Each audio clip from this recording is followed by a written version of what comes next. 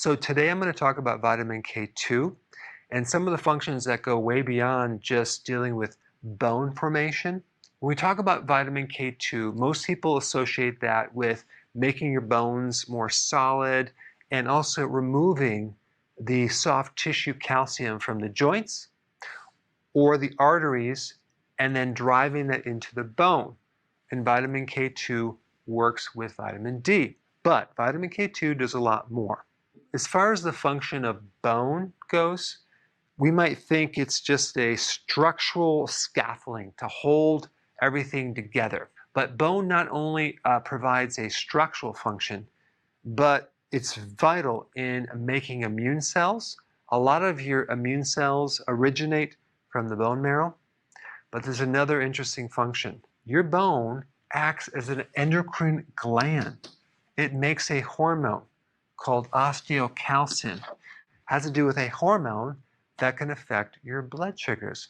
And it just so happens that vitamin K2 triggers this hormone.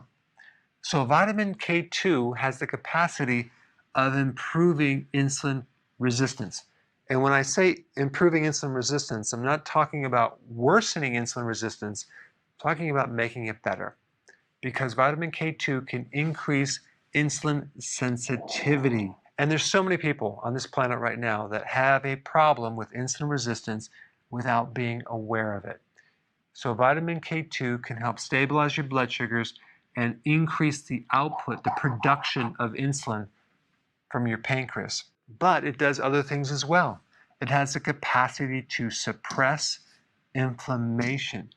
Vitamin K2 is an anti-inflammatory vitamin. We know vitamin D is anti-inflammatory, but vitamin K2 can also help as well. Now, number 4, vitamin K2 can decrease fat accumulation. Why? Because it helps to balance insulin. All right, number 5, vitamin K2 can also increase the capacity of energy in your mitochondria when you exercise. Now, I have some personal experience on this one right here. When I take vitamin K2, 30 minutes before I go on a bike ride, I have much better endurance, especially going up hills. And number 6, it can even increase testosterone.